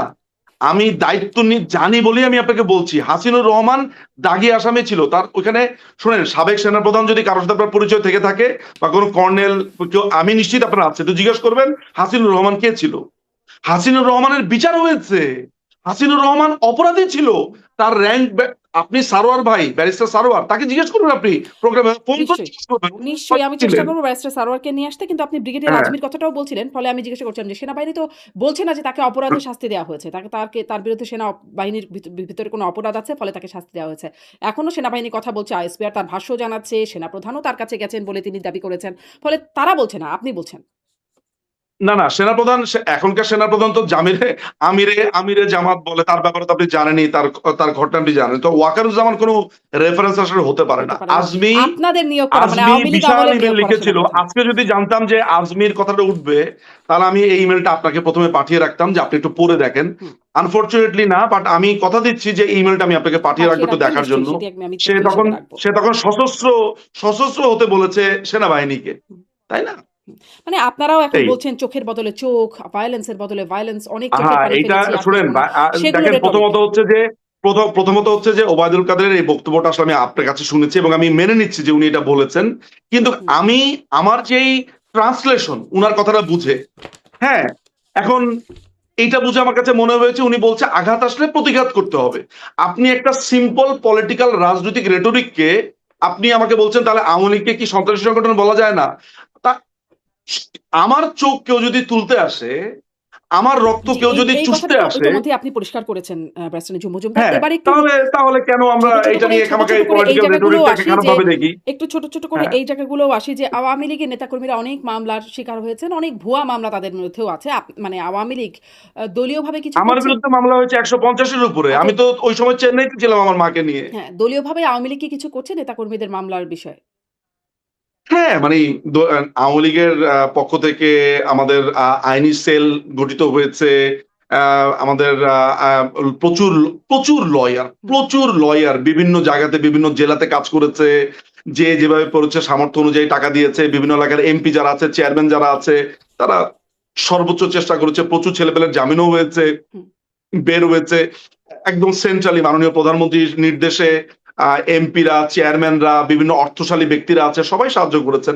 আমরা যে যার মতো পেরেছি আমরা সাহায্য করেছি। যারা করতে পারেনি তারা অ্যাটলিস্ট ধরেন কেউ লয়ার, হুম। তিনি তার স্কিল দিয়ে সাহায্য করেছেন, ড্রাফটিং করে সাহায্য করেছেন। সো এটা আমাদের পক্ষ থেকে করা হয়েছে, আচ্ছা, কিন্তু মানে এখনো হচ্ছে। কিন্তু দল হিসেবে যে আপনাদের উপর একটা নিষেধাজ্ঞা আসলো বা রাজনৈতিক কর্মকাণ্ড নিষিদ্ধ করা হলো, সেটি চ্যালেঞ্জ করে সেটিকে কি আপনারা মেনে নিলেন? সেটি চ্যালেঞ্জ করে কোনো আইনি পদক্ষেপ নাই কেন? দেখেন, আমি আপনাকে একটা কথা বলি। আমি নিজে ব্যক্তিগতভাবে প্রায় ৪টা-৫টা আমেরিকান ল ফার্মে আমি নিজে কথা বলেছি। আমি ব্রিটিশ ল ফার্মে কথা বলেছি। আমার অভিজ্ঞতা আপনাকে আমি বর্ণনা করি। একেবারে খুব রিসেন্ট আমি একটা ফার্মের কথা আমি আপনাকে বলি। তো খুবই নামকরা, আপনাকে বলার সাথে, সাথে আপনি চিনবেন। খুবই নামকরা একটা ফার্ম। তো তাদের সাথে যখন আমরা ভার্চুয়ালি মিটিং গুলো করছি, তখন তারা আমাকে জিজ্ঞেস করেছে যে, আমরা প্রশ্নটা এইভাবে করেছে যে, এইটা কি আসলে আইনগতভাবে তোমরা এটা কি আসলে, যেহেতু তোমাদের দেশের ব্যাপারগুলো আমরা একটু স্টাডি করে এসেছি, আইনগতভাবে কি তোমরা আসলে আগাতে পারবে বলে মনে হয় কিনা? আমি বললাম যে নো, আইনগতভাবে হলে তো কোনো বেইসই নাই। কারণ 18 এক ধারার তো কোনো বেইসই নাই। তারপরে ইন্টারন্যাশনাল ক্রাইম ট্রাইব্যুনাল অ্যাক্টের যে নতুন আইনটা তারা করেছে, 20-এর 1 কে তারা অ্যামেন্ড করেছে, এগুলোর তো কোনো বেইসই নাই। স্বাভাবিকভাবে এগুলা ভয়েড অ্যাব ইনিশিও, শুরুতেই বাতিল। এখন যেই দেশে বিচারপতি চেঞ্জ হয়েছে এই হাসনাত, কাইয়ুম ওদের কথাতে, সেই দেশে আপনি বিচার প্রার্থী হবেন, সেই দেশে আওয়ামী লীগের উপরে ব্যান উঠার জন্য আপনি আইনি প্রক্রিয়ার কথা বলবেন, সেটা তো টাফ। আপনিও জানেন খুব ভালো করে। মনে করা যাক আমরা একটা রিট পিটিশন করলাম, হুম। আদালতে উঠলো,